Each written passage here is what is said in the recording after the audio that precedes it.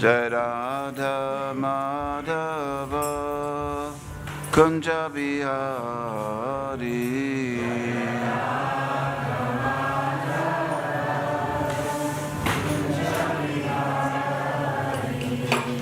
Gopi Jana Vallabha Girivardhari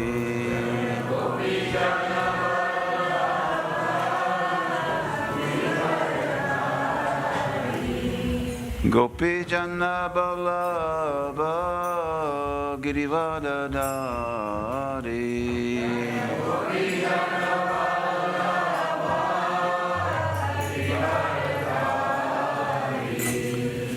Yashoda Nandana Braja Jana Ranjana.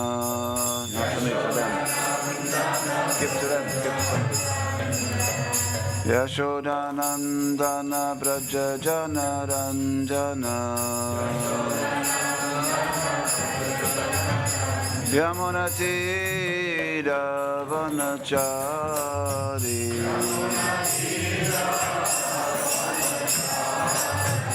Yamuna Tira Vanachari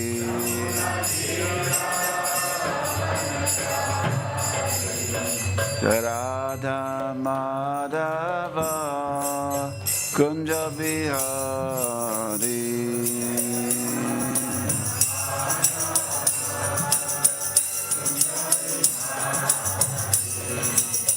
Jai Radha Madhava Kunja Bihari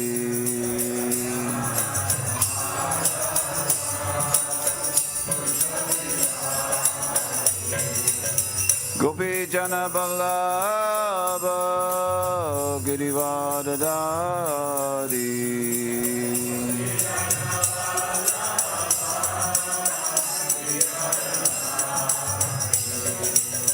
Gopi Jana Vallabha Girivardhari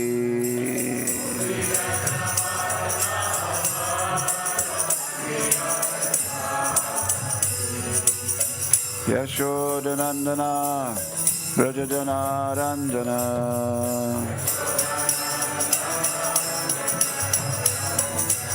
Yashoda Nandana Brajadana Ranjana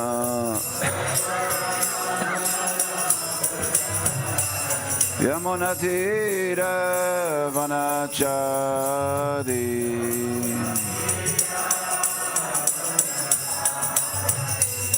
Yamuna Tira Vanachari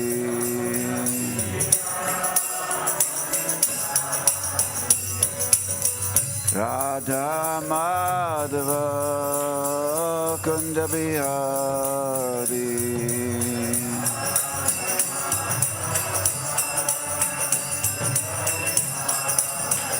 Jaya Radha Madhava Kunja Bihari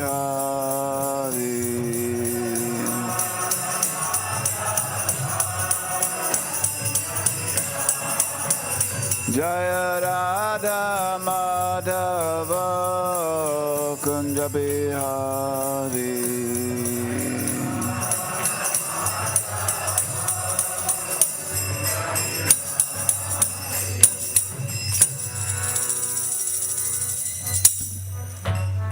Jai Hare Krishna Jai Vishnupada Paramahansa Parivrajacharya Sutarasata Srisimad Divine Grace A.C. Bhaktivedanta Swami Srila Prabhupada Ki Jai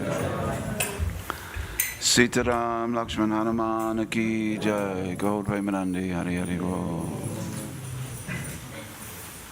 Hare Krishna everybody Hare Krishna. So good to see you this morning.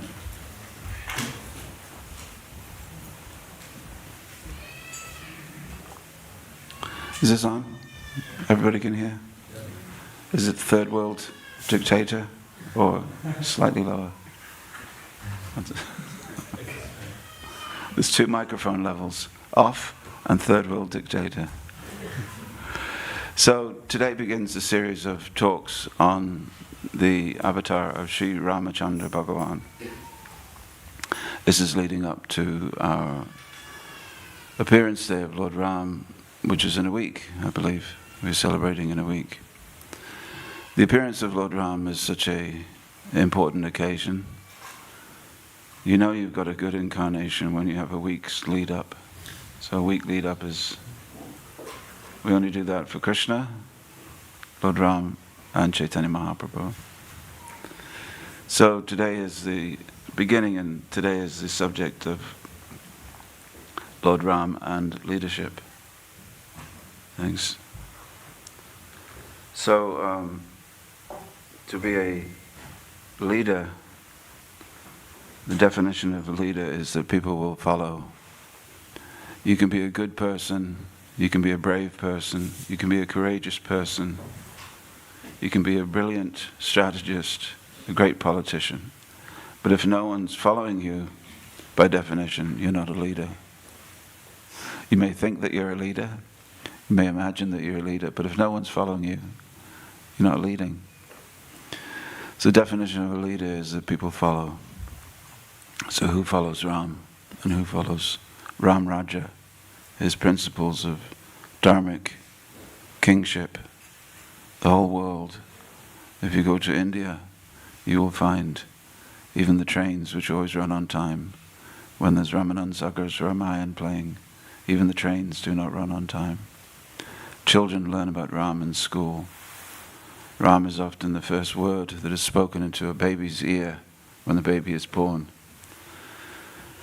It's often the last sound that a dying man hears in his ears. Someone will come, and just as he was when he was a baby, they will whisper, Ram, Ram, Bolo Ram. Ram simply means that pleasure of the divine. It means the greatest pleasure. But we are all hankering for that pleasure. We're all hankering for something which takes us beyond this world. Last night I was on the streets of London, very happy to have been there with the Harinam party. Very happy that there's still a Harinam party going on. There was one point in history when there was no Harinam party. This was in 1977. Harinam had stopped. Can you hear? Okay, maybe the best I can do this morning. Can you hear now? The Harinam had stopped, pretty much speaking. There was no Harinam from London, no Harinam coming out from the manor. So Dhanavir, in his wisdom, had to start it all over again. And the tradition has not stopped since then. You see, sometimes we can take one aspect of Dharma, like book distribution. It's what Prabhupada really, really wanted. And the other things that Prabhupada only really wanted don't get done. And we've unbalanced things. Prabhupada wanted everything. So Shastra tells us this is what is needed by God for you to do. So you can follow one principle. For instance, humility. This is the principle of Dharma. I was walking in India, in Andhra Pradesh, and we were walking with a band of 200 devotees, yogis, Sufis, different types of people. It was a prelude in 1985 to Lord Chaitanya's appearance in 86. The Padayatra was going all around India. And there was one man who would always be seen, an elderly man, about 70. He would always be seen with a bag of sugar. And he was scattering the sugar wherever he saw ants. I asked him, why are you feeding the ants? He said, to cultivate humility.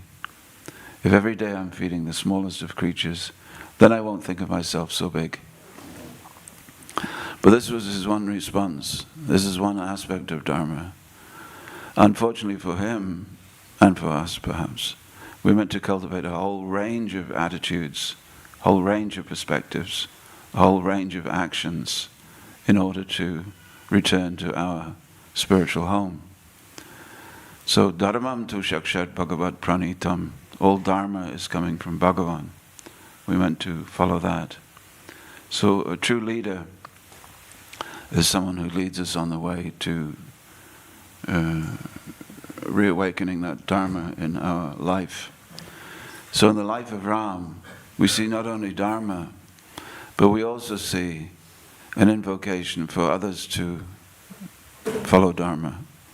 We also see Dharma, how he followed Dharma when it was challenged. And this is the important thing. Dharma we may know or we may not know what it is, but can you follow it under pressure? Can you follow it if no one respects you for doing it? Can you follow Dharma when people disrespect you actively for doing it and telling you that you are wrong? This is a difficult thing. One time a man came to Bhaktisiddhanta Saraswati Thakur and he said, I could not join your movement. He said, why? Is it the chanting? You cannot chant on the beads? He said, no. It is our regulated principles. You're non-vegetarian. He said, no. I do all of those already. He said, what is it then? And as Prabhupada would say, what's the difficulty? You can do it. You like it? You like Kirtan? Oh yes, I like the devotees. So what is the difficulty for you? He said, I cannot bow down. He said, what do you mean you cannot bow down? How difficult can that be to bow down? He said, I cannot bow down in the way that Chaitanya Mahaprabhu has asked. He said, what is that? He said, Trinadapi sunichena taroreva sahishnuna. He said, bow down even when no one else is bowing down to you. Do not expect respect from others. He said, I'm a fair person. I'm fair. I'm balanced. If I bow down to you, then I expect you to bow down to me. But if I bow down to you and you stand there and you don't bow down to me, that's wrong. You see, his conception of Dharma was, I'll do it, provided I'm respected for doing it, provided I'm acknowledged for doing it. But Dharma is often something that we do when no one is there to check whether you're doing it right or not, when no one is there to offer you respect, when no one is there to make it easy for you to do Dharma. Dharma means you may not even be given any acknowledgement whatsoever. So this is Lord Ramachandra in his activities. So in his life, we see that he embraced, not only embraced, but as we say, Dharmam tu shakshat bhagavat pranitam. Bhagavan is the origin of all Dharma. If Bhagavan wants it, then it is Dharma. If Bhagavan doesn't want it, it's not Dharma, no matter how peaceful it makes you feel. No matter how people respect you for doing it. No matter how people acknowledge you. If Bhagavan doesn't want it, it's not Dharma. That's the definition of Dharma. You don't get to define Dharma, my friend. You don't get to define it. He defines it, you follow. That's the position. And that's the position we find ourselves when we do the 180-degree turnaround that is coming to bhakti. When you come to bhakti, so many things are turned around. Previously, when I walk in a room, I want people to look at me and say, oh, what a nice suit of clothing you have. Oh, what a nice party dress you have. How nice you've done your hair. When I walk into a room, I don't want to bow down on the floor. Well, what's the point? I want to stand out. I want to be respected. Well, in bhakti, we turn that around. We say, no. It's not about you. In fact, it never was. Your life was never actually about you at all. It was always about God's presence in your life, and whether you acknowledge God's presence, whether you can rediscover God in this very short incarnation. Sometimes this word incarnation is a little misleading, isn't it? It's from Latin, incarna. In comes into the blood. Incarna. Karna means blood. So when we translate the word avatar, as in Rāma-avatar, and we say incarnation, not quite. At least if you're preaching, you have to explain it to people. It is not that Ram is an incarnation, that something vague and impersonal comes into the blood and bone and muscle and sinew, which is the avatar. No, not like that. Avataran means one who comes down, one who descends. Yeah. So in this way, Dharma also descends along with Ram. We're all thirsty to know what to do. Very thirsty. In the Bible it says, like the young deer pants for water, the soul also pants for you, my God. And we say, like the fish pants for water, we just want to get back in the water. Where will I find that water? My natural state, my natural home. Well, there's water in the Himalayas. You can go there. Say the rishis. It gushes out of the hills. No, that's too far. Well, there's plenty of water in the clouds above your head. Why don't you go there? Too far. I can't. I can't do it. I'm really, really thirsty. Yeah. Well, there's water under the ground. Why don't you dig, and then you'll find it. No, I can't find it. So this is like God. I want God. Well, He's far away in the spiritual world. That's like water in the Himalayas. He's above you. That's, He's in the Chaturvyuha. He's above you. He's down under the ground. This is the yogis drilling down for finding the Paramatma. Then, what? Where else will I find Him? Oh, my dear sir, you'll find Him in the flash flood. In the desert sometimes you have a flash flood. From where the water comes, we don't know. But it comes, rushes as a torrent, and then comes, then goes. So this is the avatar. This is the Lord Rama. In the Vedic culture, there are many examples of Dharma. Two held up for children, which we also extol, is the story of Maharaj Shibi. Who knows the story of Maharaj Shibi? Everybody? Didn't go to Gurukul, did you, Radharana? Yeah. In Maharaj Shibi, the case of Maharaj Shibi, he was a king and he was in his counting house, counting out his money. And on the window, a little dove came and said, "Ooh," or words to that effect. "Please save me, please save me." It's a Vedic story, so doves can talk. "Please save me." And the king said, "Yes." She said, "Well, I'm a citizen in your kingdom. I live in your kingdom. You have to protect me." He said, "Yes." He said, "Well, there's a hawk just after me. He's going to eat me for breakfast." He said, "Then let him come here. I will defend you." So she came onto the table where he was counting his money. And the hawk said, "Ah." Well, no, that's a crow, isn't it?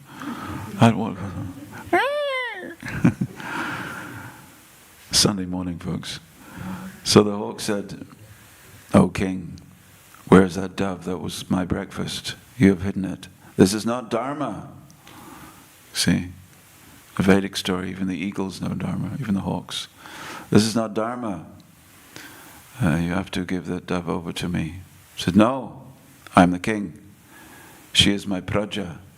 She is my citizen. I'm protecting her." Hawk said, "No, you can't protect her. Protect me. I'm hungry. Why don't you protect me?"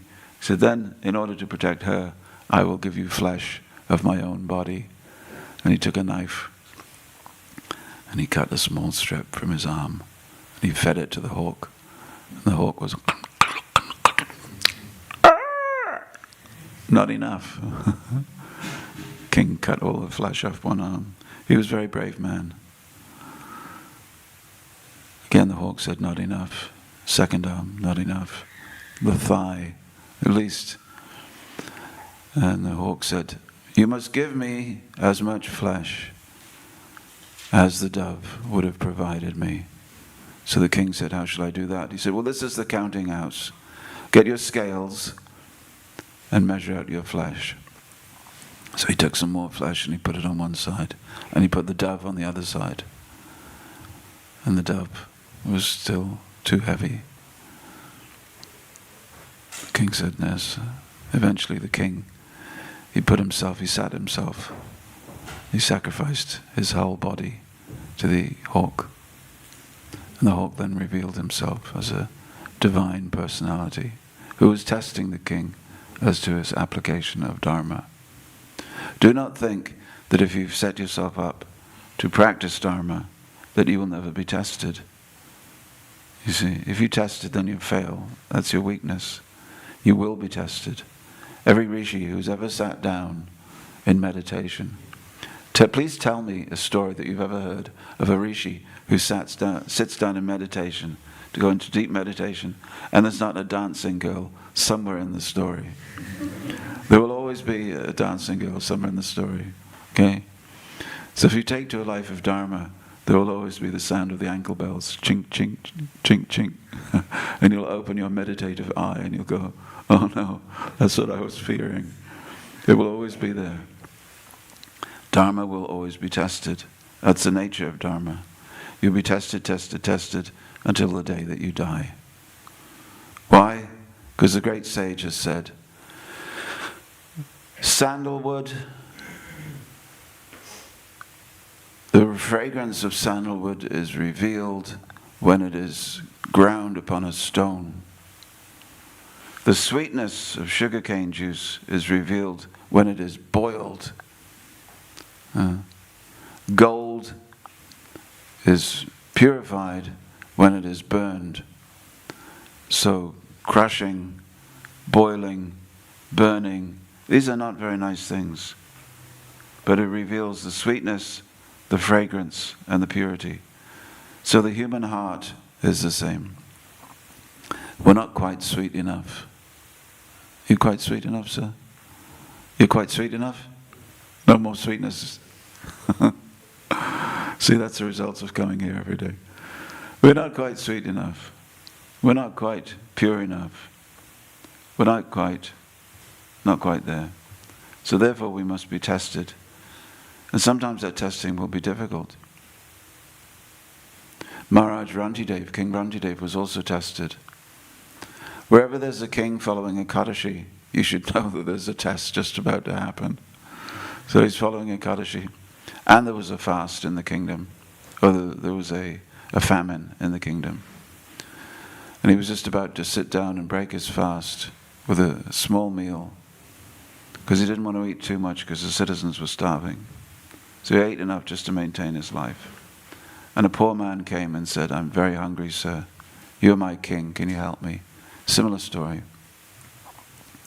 And then another guest and another guest. And each time he divided his meal in half.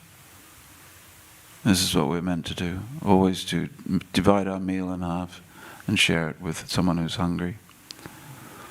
One time Prabhupada was walking in England. It may even have been here at the manor.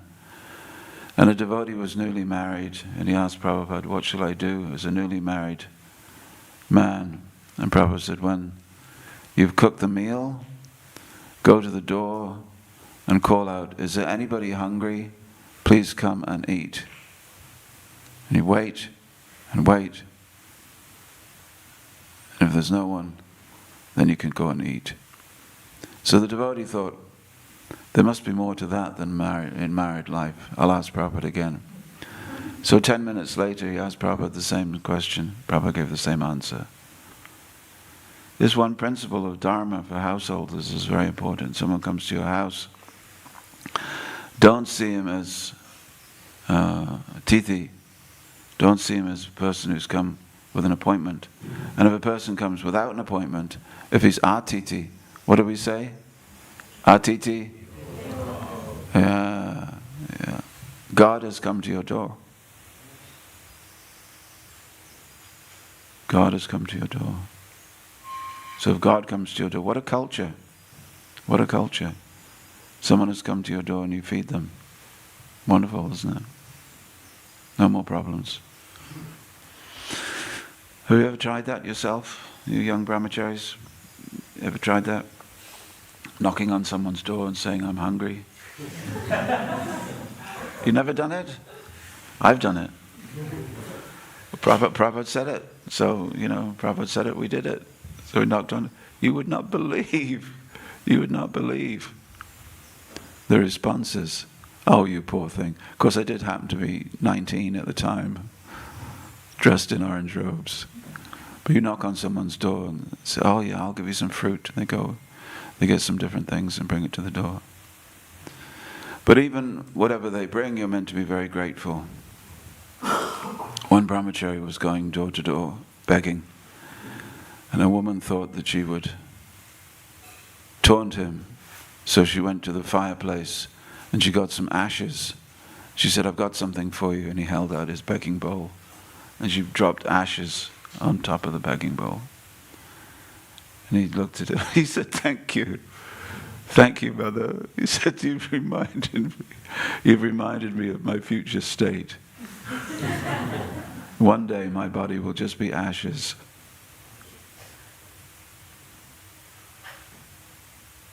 She went back inside. She felt so guilty. And she brought everything that he needed.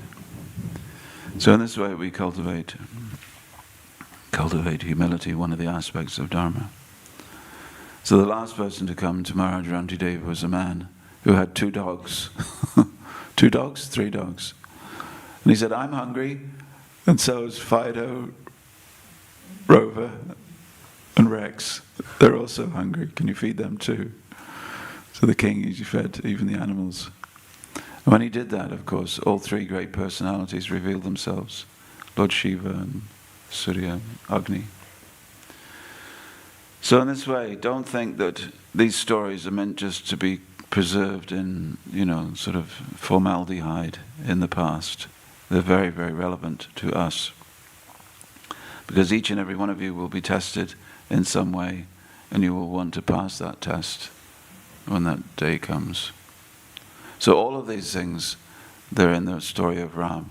So that is why we learn everything from the story of Ram. So let me just stop talking about so many other things and talk about Ram. I'm borrowing today from 2 great sources.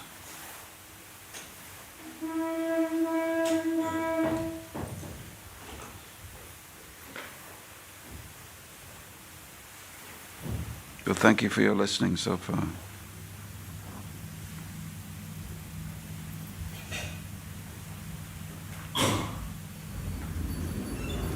Jai Shri Ramachandra Bhagavan ki jai.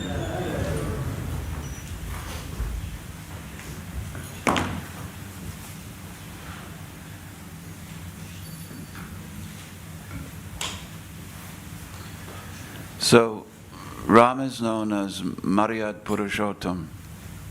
A Maryad is a dividing line in a field. If 2 farmers are side by side, they want to make sure that their crops don't get mixed. They want to make sure that the sheep of one doesn't stray into the turnip field of the other. And so they construct a fence. Fences are very good. Borders are very good. Don't let any left-wing fool tell you that borders are not good. Border gives intrinsic identity to something. We must have boundaries and we must have borders. Everything is made up of borders and boundaries. Just look, men on one side, ladies on the other side. We have people who are not serving Krishna directly on the altar, separated by a chain. You see that chain? That means don't step over that. That's a Maryad. Okay? If Tribhangananda was going to go and sit with the ladies over here, we would say, "Prabhuji, you should know better. Do you not know where you're sitting? Please come sit this side." There's a Maryad, an invisible Maryad in this case. So there's Maryads everywhere. But Bhagavan Ram was Maryad Purushottam. He came to give those borders. Now you might think, someone who gives borders, gosh, they must be very unlovable. They must be very unsympathetic. They must be very uncharitable. But no, borders and boundaries enable us to organize society in a way that the best gets done for all, and that's what we need. As Mahatma Gandhi said, there's enough in the world for everyone's need, but not for everyone's greed. So the world organized according to Ram Raja, or the kingship of Ram, would be where everybody gets what they need. So, there's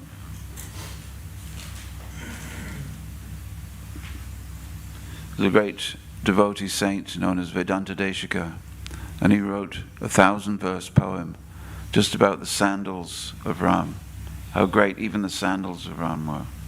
1,000 verses. We'll come on to that in a second. First great test that we see that Ram was subjected to, and where he exhibits this Dharmavira, this hero of Dharma, is when he was subjected to the order of his father to go to the forest for 14 years. Actually, it was his father's wife, his other mother, who subjected him to that. She asked for a boon, you know the story. The king felt compelled to comply with the boon requested by Kaikeyi, and Ram was sent to the forest. 14 years, that's a long time. Why 14 years? Why not 13? Why not 15? Well, 14 years of exile, that was the capital punishment in those days. In Vedic culture, 14 years is capital punishment. They didn't build prisons, but you had to go to the forest, which is pretty much, it's sort of capital punishment in a way, isn't it? It's sort of capital punishment, because tigers are there. You might get eaten. And the king might say, well, we don't practice capital punishment. We didn't kill him. We just sent him to the forest. But as good as. Go forth, my son, the woods to tread, and wear the bark for princely bed. For twice 7 years from Ayodhya fly, and in the forest live and lie. This boon I claimed, she says, this word was given, nor may it fall, though stirred and driven. Thy sire, Dasharatha, though stern and driven, thy sire is bound, his promise stands. The exile rests in thee, my son's commands. So Rama, he was so absorbed in the dharma of a son to his father. He was said to be the perfect son. So he just wanted to follow his father's order, no matter what the reason. So this is dharma. I have received an order from my superior. I don't know what the outcome will be. My duty is to do it. Now take this word, this English word, duty. It was something that, what was his name? Nelson, Admiral Nelson, Lord Nelson was standing on the ship. England expects every man to do his duty. But the word duty has fallen in use in the English language. Probably speaking, only the military use it. Do you hear anyone speaking of the word duty? Very rarely. Duty is something that is given to you from a higher nature, higher order, higher person. We're so absorbed in flattening any hierarchies in society that there's no one that can tell me what to do. This is problematic. Problematic for the organization of society, and problematic certainly for following any spiritual practices. But Dharma means, well, he got the message wrong. Well, he was pressurized. Well, there must be some mistake. Well, it's not me. Yes, but I don't want to do it. I don't need to do it. It's not on my list of prescribed activities. It's not my fault. It's not. None of these things are dharma. These are excuses. So Ram says, then Rama, steadfast, pure and high, made answer with untroubled eye. This is my little commitment to a play. It's not really a play.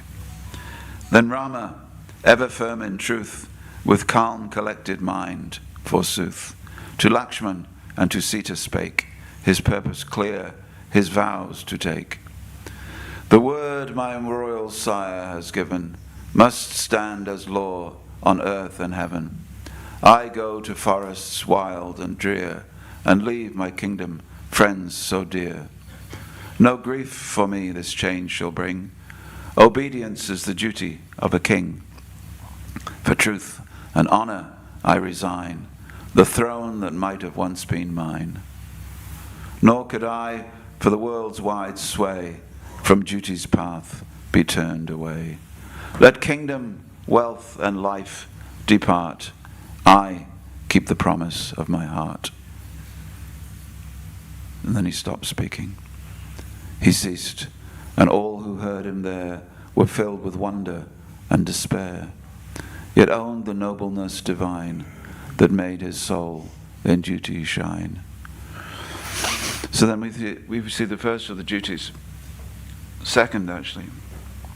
First duty is his father's commitment to honoring his Kaikeyi, his wife's request for a boon. Dasharatha had given his promise. Dasharatha could have said, "Ah yes, but I gave you that promise when I was lying injured on the battlefield. I didn't really mean it. I couldn't have meant it." You know. Just like the story of Shakshi Gopal. "Ah yes, I said it, but actually I didn't say it. Can you prove that I said it? Was it written down?"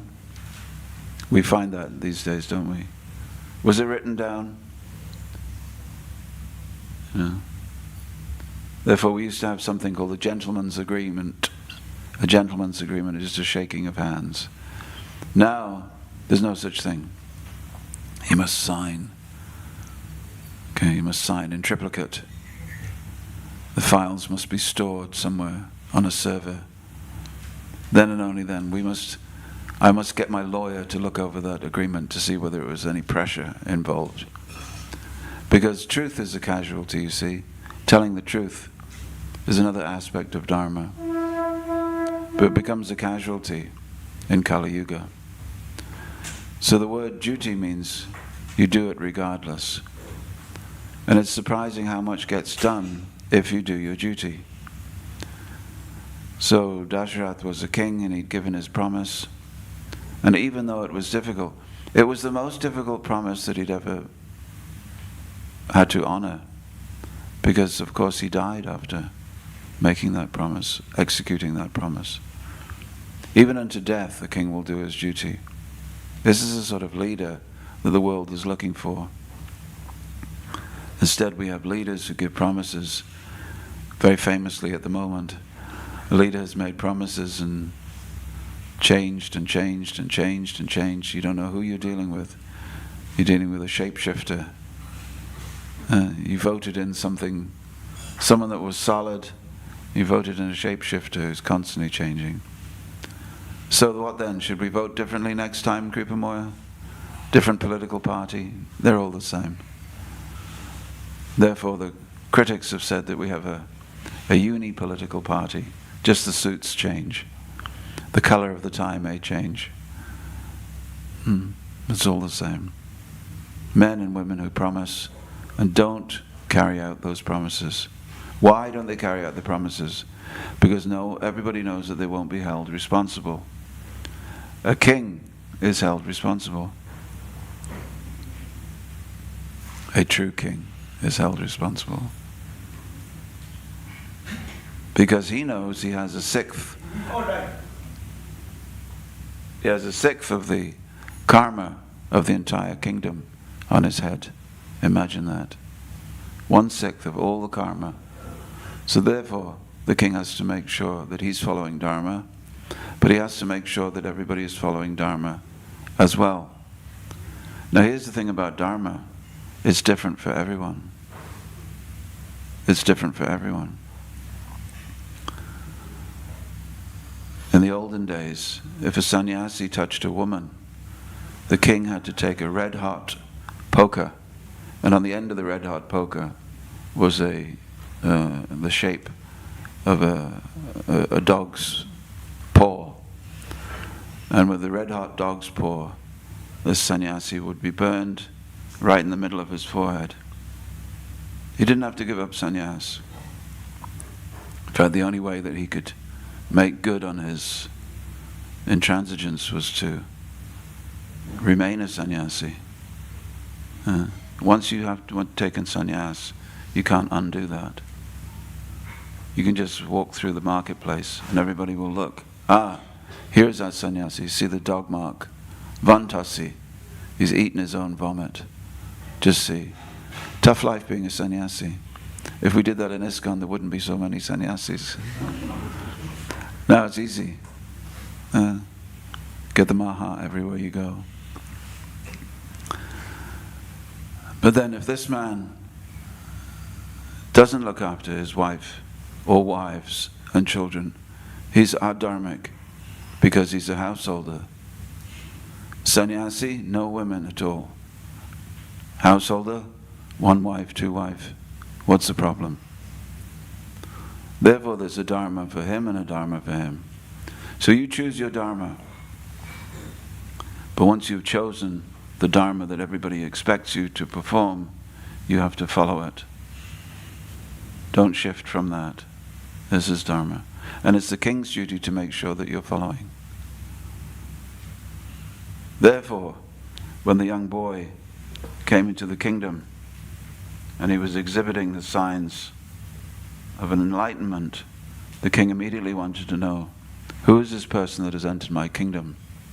When he saw the boy's symptoms, he said, from where have you gained these ecstatic spiritual symptoms? Who is your guru? He wanted to know. Because this boy's presence in the kingdom would enliven everyone. It's very good. We're very happy to have saints in our kingdom. You see? Oh, so who is my guru? I have 24 gurus. And the king was very eager to hear all about this. But the fact that the king, if there's a rogue leader,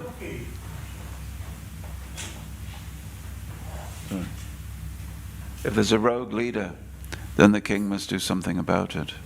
Or the Brahmins must do something about it, first of all. Story of King Vena. King Vena was such a bad person that when he was 5 years old, on his first day at school, he killed another pupil. Can you imagine? First day at school. Now today, you would say, oh, special needs child. Special educational needs. Killed another child. He bullied all the other children. And when he grew up to be the most painful king that everybody had experienced. So the Brahmins came together and they decided, we must do something about Vena. So, with mantras chanted in high-pitched voice, they dissolved Vena. They eliminated him, as they would say these days. But immediately the king was gone, the principle of Dharma was gone, and thieves and rogues entered into the kingdom. Now, if there's no justice, if there's no punishment, anyone can do anything. If you take the idea that, well, everybody is responsible for bad activity because we created that child through poverty. Poverty is a reason for theft, for shoplifting, bad upbringing, bad education, then we can blame that on the Minister of Education. Poverty can blame on the Minister of Finance. So the kingdom is, the government is responsible ultimately for everything bad. No. That removes it completely from the individual themselves. Without punishment. Just recently in California they passed a law that you can steal, you can shoplift anything under $900. And so there's no surprise, surprise. People are walking in, gangs of people are walking in, and they're stealing up to the level of $900 and just walking out. All over California. Great idea. Do you think the thievery will go up? Of course it goes up. And why $900? Because it takes $900 to process that through the courts. So the police and the government are saving themselves money by not prosecuting. You see? We'll cut down on our administrative costs. So we live in a world where Dharma has gone upside down, where there's no punishment for any crime. In the olden days, you'd be sent to Australia for stealing a loaf of bread. Okay, maybe that was a bit. So people flip and flop. Dharma is balanced. So dharma sakshat bhagavat pranitam. Human-made dharma is not dharma. Human-made law, as one judge said, is an ass. Human-made law is an ass. The law is an ass. If you make it up, then next year you're going to make up another law. Democracy without dharma is a problem. So, second in this event is the attitude of Ram himself. Ram did not say, yes, but. He said, let me accept this. Let me accept what's coming to me. Without that, the whole of the Ramayana would not take place. Ram's journey would not begin, and we wouldn't be sitting here discussing it. Okay? Next one I like personally, and then we'll conclude, because I can see I don't want to test you too much. Dharma is that I must stop on time. Sunday class finishes at 9 o'clock, so I'm well within the bounds of the Maryada of Dharma. It's not too bad, is it? I was up late last night. It was midnight. So we just want to... Here's the king.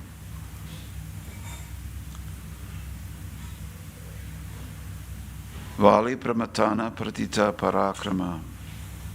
He who is renowned for subduing Vali. So Ram exhibits something called Raj Dharma, the Dharma of the king. Firstly, we can call these out just so you remember them. Okay, you ready?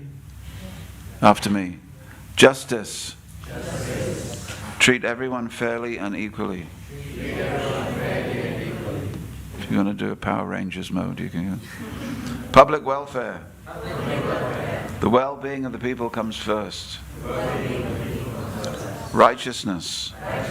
Follow truth and moral values. Protection. Ensure safety and security of the state and citizens.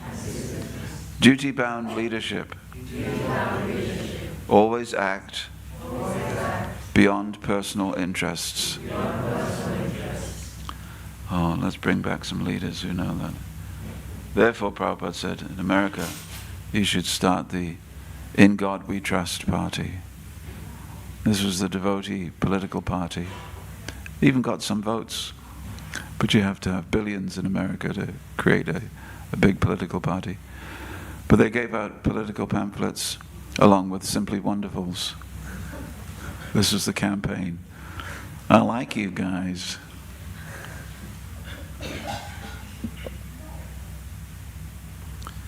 So, in the case of Vibhishan, of course, was the brother of Ravana, who had seen Ravana get up to diabolical acts, and he wanted to have no more to do with his brother. And in fact, he wanted to cross over to join Ram. Ram was about to invade Lanka to recover Sita, who had been stolen by Ravana. So Vibhishan came, and the monkey warriors who were accompanying Ram, thousands and thousands of them, said, don't trust him. Don't trust him. He's come from the enemy's camp. But Ram is, we can say, Vibhishana, Sharanagata, Rakshana, Dikshata. He who has taken a vow to protect those who surrender. So Vibhishan comes and he surrenders to Ram. The monkey warriors, they confidentially take Ram to one side and they start listing all the disqualifications of Vibhishan. And Ram tells the monkeys a story which, curiously enough, involves the monkey. Ram tells the story. He says, there was a man, monkeys say yes, there was a man who was running out of a forest being chased by a tiger. the man runs up the tree.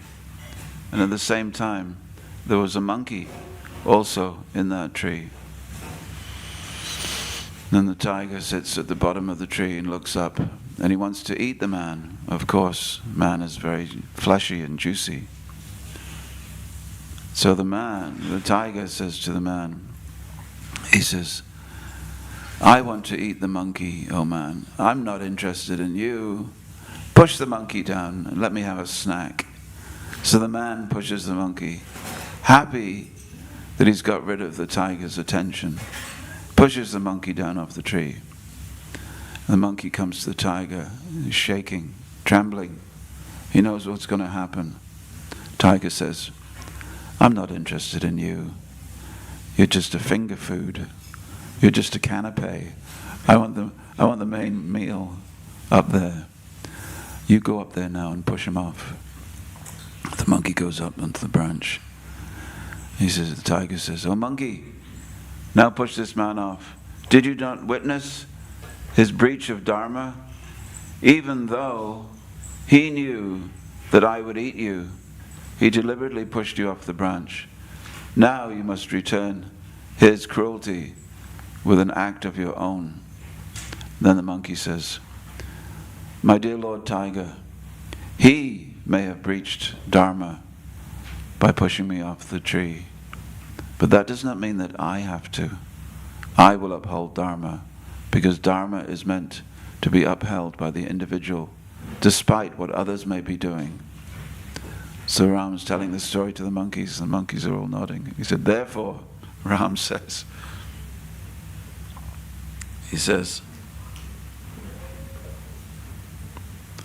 Sakradeva prapanaya tavasmiti chayachati abhayam sarvabhutebhyo dadami tadvritam mama. If one seeks refuge even once from me, I grant fearlessness. This is my vow. Meaning, I will protect anyone who comes to surrender to me. So Vibhishan has come to surrender to Rama, even though he's come from the enemy camp, even though there may have been reasons. They put this forward to him. Can we trust a stranger from the camp of the unjust? May not the foe with treacherous art have sent him here to act a part? Thus chiefs of war their doubts expressed, what anxious thoughts each troubled breast. But Rama, steadfast, calm and high, made answer in his kingly reply. Who seeks my grace and craves for aid shall never be by me betrayed, though he were once my deadliest foe. To him my shelter I bestow. If one in fear and grief oppressed comes seeking refuge at my breast, I may not cast that suppliant out. This is the law that leaves no doubt. Let Vibhishan come without alarm. I give him peace, I guard from harm. This is my vow, this rule I keep, though dangers around about me sweep. Beautiful. Now, back in the 1100s, someone was listening to this discourse being given by the great Sri Rāma-Navamī. And he listens as the monkeys were listing all the disqualifications of Vibhishan. And as he was listening, this man who was sitting at the back of the class, he was just holding his head, shaking. And he got up as people do, to leave the class. And Rāma-Navamī, as speakers of classes often do, he said, my friend, where are you going? Is it something I said? And the man said, my Lord, Rāma-Navamī, he said, I just realized that in this life, I have all those disqualifications of Vibhishan. And I too cannot get shelter of Ram. So Rāma-Navamī said, no, he said, don't worry. He said, don't worry. He said, if you have faith in me, I promise that despite your disqualifications, I will take you back to Godhead. So then, Mudaliandan, who was the nephew of Rāma-Navamī after his passing, he wanted to write an offering, and he was trying to understand how great Rāma-Navamī was. He said, yes. He said, it is like this. And he wrote down in his book, and he wrote down in the early 1200s, so we know it's still there in the book. He said, Rāma-Navamī was like a great lion who's jumping over a great chasm, a great valley. He's made a great leap over this valley, many hundreds of feet below him. Great courageous leap. And we are simply ants on the back leg of the lion that he has jumped. We are simply holding on to his fur. So in the same way, you can see Srila Prabhupada is a great lion that has jumped over the chasm of samsara. And we're just like the tiny little ants who are holding on to the tail and the back legs. Srila Prabhupada ki jai. Srila Prabhupada came to establish Dharma. And it's quite amazing that despite all the challenges, we have devotees who've been punished for being devotees. We have devotees who've been killed for being devotees. We have devotees who've gone without, who've been in poverty for a big part of their life just to reclaim their Dharma. So in this way, Prabhupada has inspired so many. It's amazing. I was reading the other day, I was trying to think of an example of organization. We have there's a devotee, we went to visit him. When I went to California, we went to San Francisco. We went to the Google headquarters. We were given a grand tour of the Google headquarters by Gopi Kalil, he's a TED speaker, TED Talks. He's also Google's brand ambassador for AI, artificial intelligence. And he's also a Kirtaniya. He likes Kirtan. His name is Gopi. Go figure.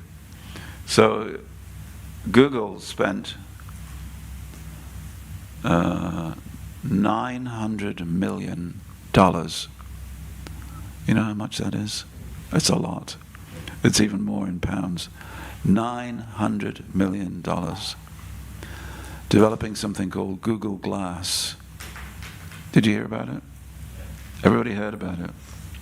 The problem is no one bought it. Only 10,000 people bought it at $1,500 a time. $900 million in development, research development, advertising, marketing. Everybody'd heard about it. But when they looked around, no one had taken it up. None of their friends were taking it up. And it was seen as something upper middle class. Difficulty is you can be aware of something, but if none of your friends have taken it up, it's almost impossible for you to commit. Then they spent another $543 million developing something called Google Plus. Have you heard of Google Plus? It was going to be the new social media platform, okay? How many people took that up? No one. Still everybody, now 3 billion people on Facebook. They tried, they weren't successful. But in setting up ISKCON, Srila Prabhupada, we have put in millions and millions of man hours, woman hours, pounds, dollars, yen, pesetas, millions. And for all of that effort, we now have an organization that has bravely stood the test of time. It wobbles occasionally. But if you give Dharma, if you try to establish Dharma, you'll never be the loser, because you'll have Lord Rama on your side. So all of us are trying to be Dharma setus, or bridges to Dharma, following in the line of Lord Ram. You'll never lose. Individually you'll never lose, and collectively we shall not lose as a community.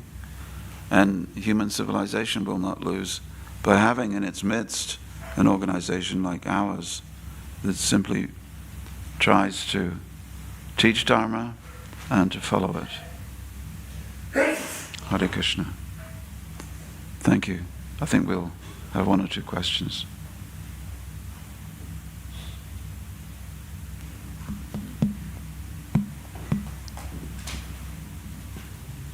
Or not, as the case may be.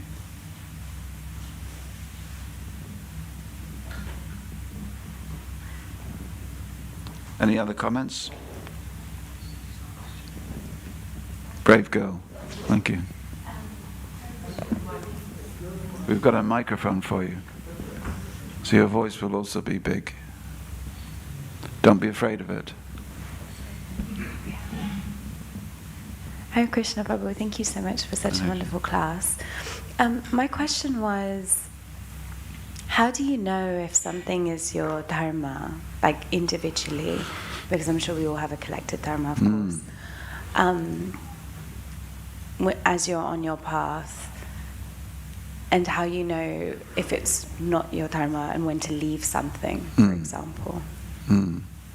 I hope that's clear. Yeah. People want that, especially in their 20s. These days people can still be worrying about what is my dharma in their 40s. The time to establish what is your dharma is when you're 8. When you're 8 years old, that's when you should know what your dharma is. So what happened when you were 8? I think my parents are figuring. What went wrong? We have an educational system where no one is guided to be what they could be and should be. Okay, there are signs, but we try to have a one-size-fits-all educational system, which leaves us at the age of 40 unemployed. It's terrible. In the Vedic culture, there are such things known as Brahmins, and the Brahmins are the teachers of society and the guides. And they would look at the signs of you as a young person, and they would see he or she is like this, like that. They have this tendency, that tendency. You do it from 3 ways. One is from the parentage, and you look at the lineage. For instance, my father made pottery, as an example. My father made pottery, his father made pots, his father before him made pots. My mother was the daughter of a potter. They were all potters. So what am I? What will I? Okay. There's a tendency for you to be good with your hands. Have you ever seen some people make things with their hands in India? Anything from bangles to pots to, it's amazing. People can't do anything. This part of the world, people sometimes have no innate skills that have been developed along the way. So parentage is one thing, but not everything. Nurture is something else, how you've been brought up. And then your tendencies is also revealed with your astrological chart. You read your astrological chart, you read your palms. For instance, my dharma is to be a sannyasi. I'm giving an example, not a true example. So I'm 14 years old. And I go to the astrologer, and I go to the palmist, and the palmist looks at my hand, and in my hand is revealed renunciation, giving up the world. I go to the astrologer, and the astrologer says, in your chart, there's very strong renunciation, with no future possibility of abandoning that renunciation. And then at 14, I take sannyas. And I live all my life as a sannyasi, impeccable sannyas. Okay? So I met the man who took sannyas at 14. I met him when he was 80. Then I met him when he was 84. Okay? No mark of the dog on his forehead. But only impeccable behavior all his life. So he'd been a sannyasi for 70 years. He's also one of the heads of the Madhva Sampradaya.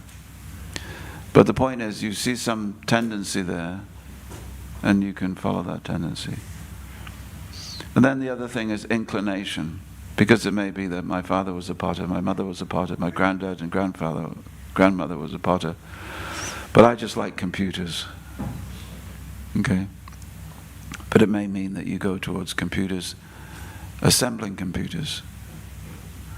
We should not make light of these things. We have tendencies. But people don't follow their tendencies. That's the difficulty. My heart really wants to do this. I feel that I'm born to do this. Okay? I feel that I was born to shoplift. No. I'm sorry. That may be your dharma. Okay? One time Prabhupada looked at someone and they said, oh, this boy was, wasn't that the story? Bhagavad Shai told me this story. Some boy had stolen the handi box and he came back to the temple. That's right. He was a brahmachari living in the temple in India somewhere. He stole the handi box, which is why we have a big handi box here, big donation box. He'd stolen the box with all the money. He came back 9 months later with one leg. And Prabhupada said, yes, just see. He is a thief, and his father was a thief. Where did that come from? Did Prabhupada know the father? He said, no. This boy had that tendency. He could not change it. However, when a person takes to bhakti, all the tendencies may disappear. So we have some who have the tendency to be a potter, and they're a great preacher. Go figure.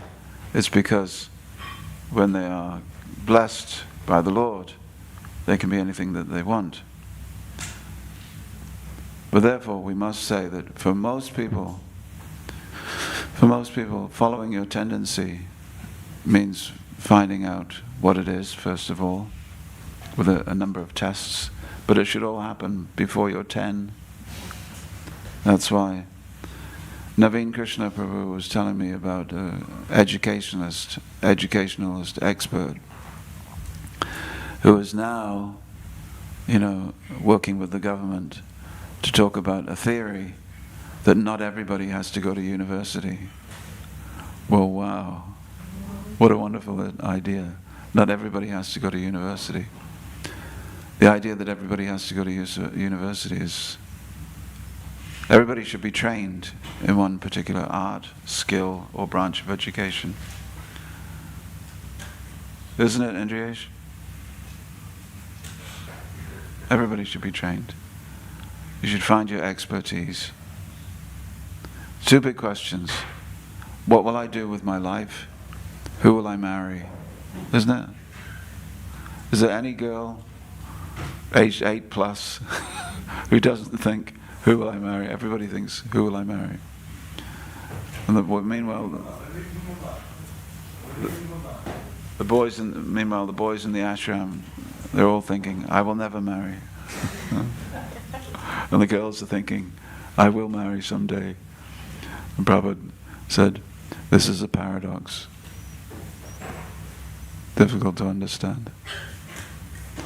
That answer something? Yeah. Tribangarana. Yeah, please contribute either to that last question or...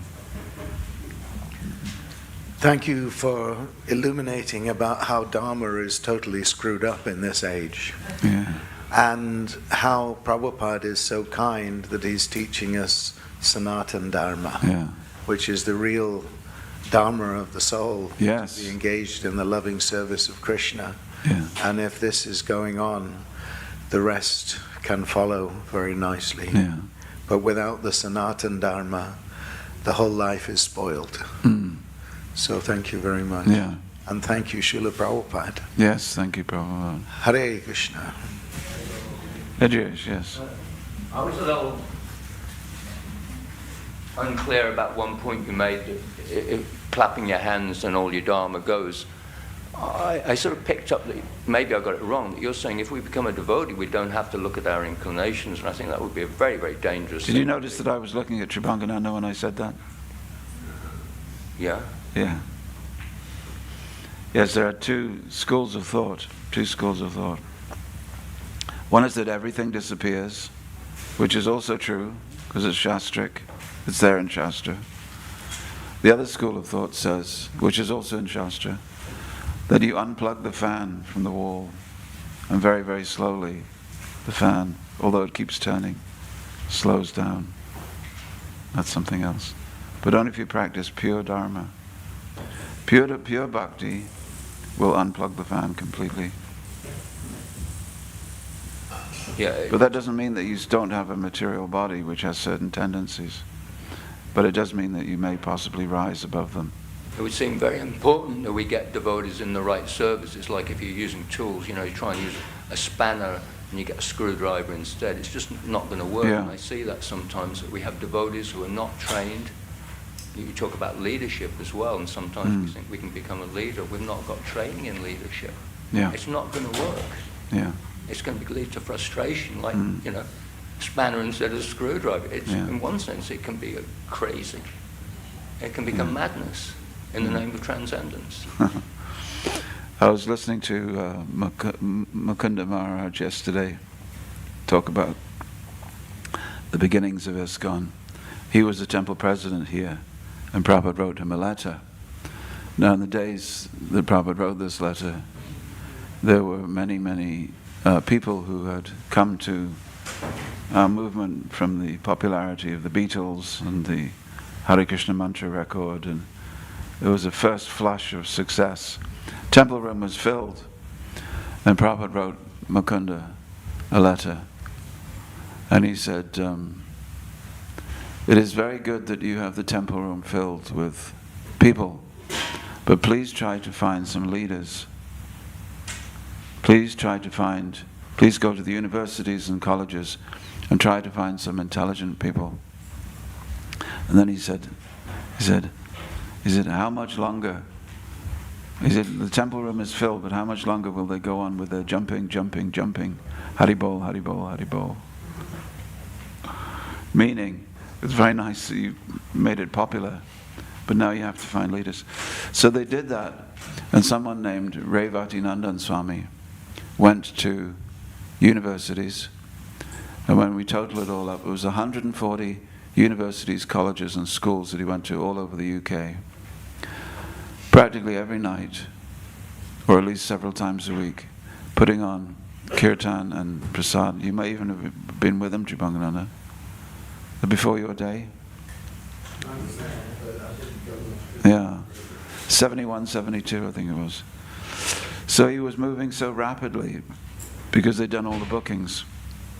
Prabhupada said, please try to stay longer at every university, at least 2 or 3, until you have found at least 2 or 3 people at every university. And they can become our future leaders. The Prabhupada was very much aware that a popular movement doesn't always become an established movement without organization and intelligence. But as you're saying, Indriyesh, some people don't have organizational capacity. Some people are not intelligent. They may be devoted. That's the ultimate scale that we look for. But it may be that so many people who are not intelligent or organized become a burden to any popular movement. So therefore, both things are very important. Both things are very important. Qualifications are important, yes. When you first join a ship, or when you first join the army, as part of your training in humility, you may be asked to peel potatoes, paint the stones around the edges of the encampment. You may be asked to scrub the decks. You may be asked to do any number of jobs on the ship, because they want people who are trained in everything to do the needful. And it's an important part of training to do the needful. But if years later, a person who's an unqualified leader is still doing the needful, then it's not very good. Like milk, cream has to rise to the top. So in any organization you must have the cream rising to the top. But it also means, my dear friends, that we cannot allow those intelligent women who are intelligent and organized, and who are good at teaching, to not rise to the top. They must also rise to the top. Only making sure I get my cream tea in the afternoon. For fear of upsetting Dharma, some imaginary Dharma that is no longer relevant in 2026, which was organization. There's two Dharmas, Sanatan Dharma and then ordinary Dharma. There's always two things. One is called Vyavaharika. Vyavaharika means conventional Dharma, conventional wisdom, conventional duty. And one is called Paramarthika Dharma. Paramarthika means Sanatan Dharma, that which is of the highest value. But two things are meant to operate side by side. We cannot jettison one for the sake of the other. Okay? So I come to the immigration, and taking Trimanganandas Prabhu's truthful statement, I come to the immigration and I meet with the border agency, and they say, "Who are you? Can I have your passport?"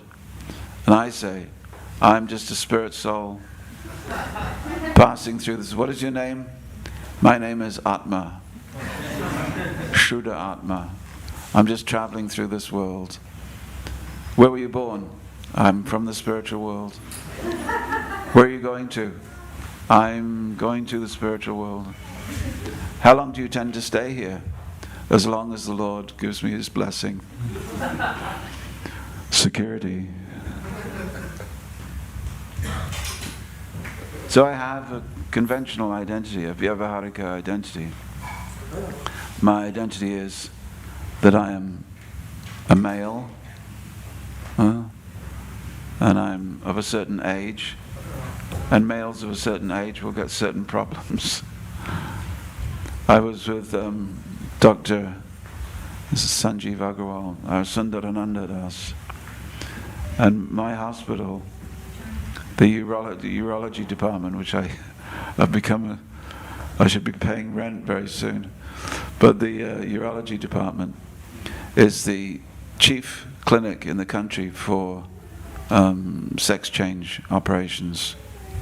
And we had a chat about that, about identity, sexual identity, trans, and etc. like that.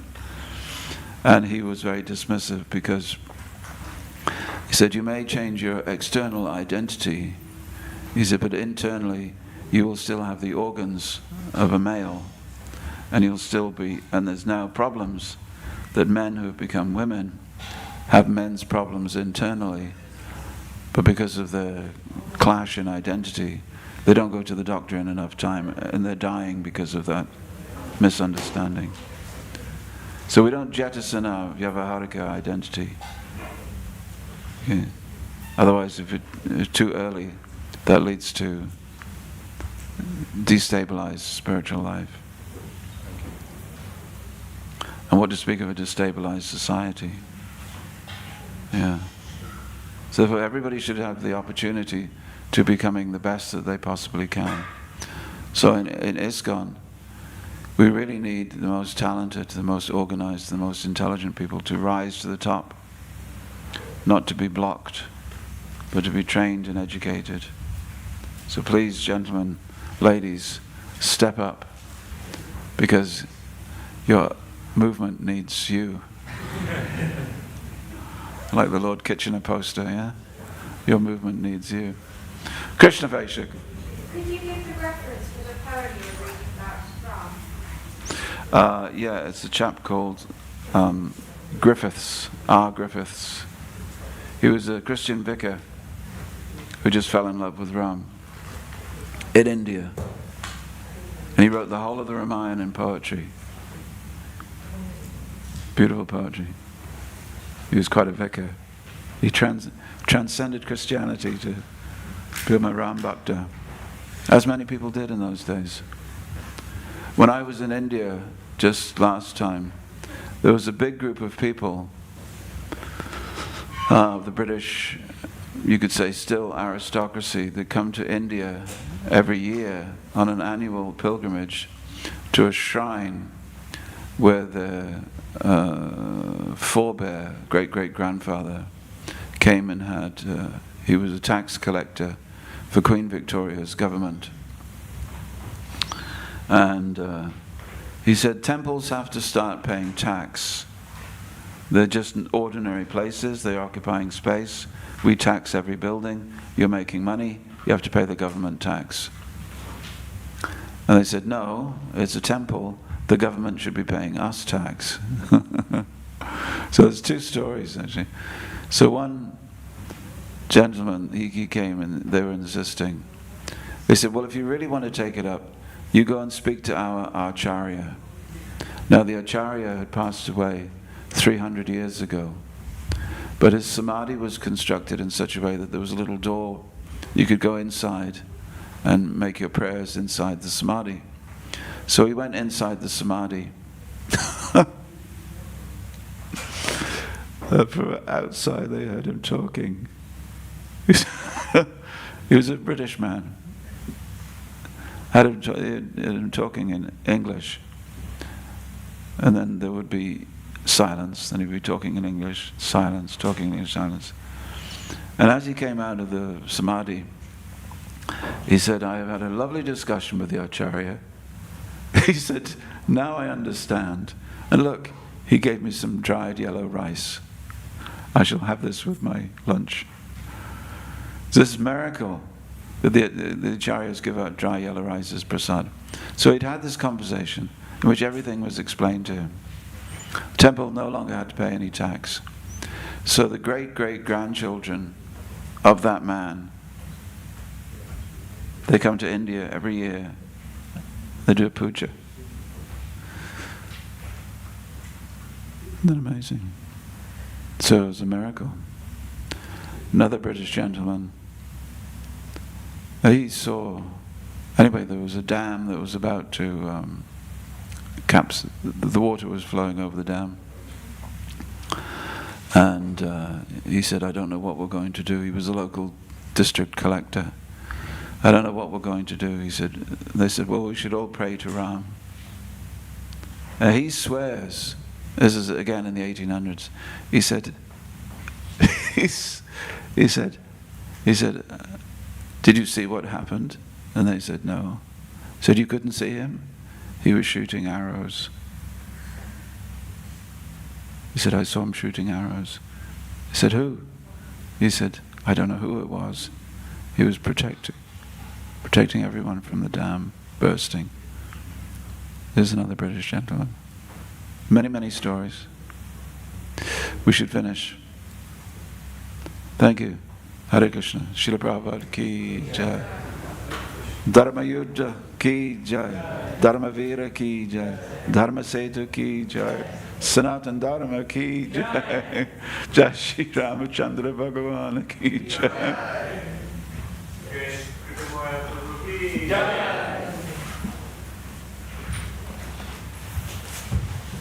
Thank you, Andreas.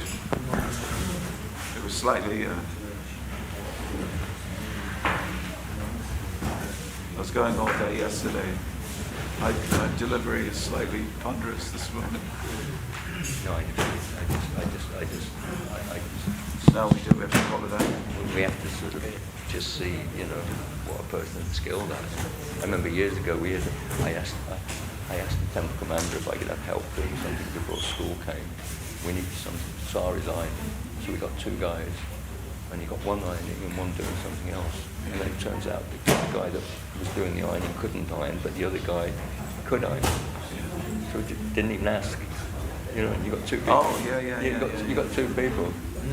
Yeah. You're going to do service, and you don't even ask if they can do it, right? Yeah. So you're just making. Yeah, that's like we got the cook distributing books, and the book distributing cooking, and he's a useless cook. Yeah.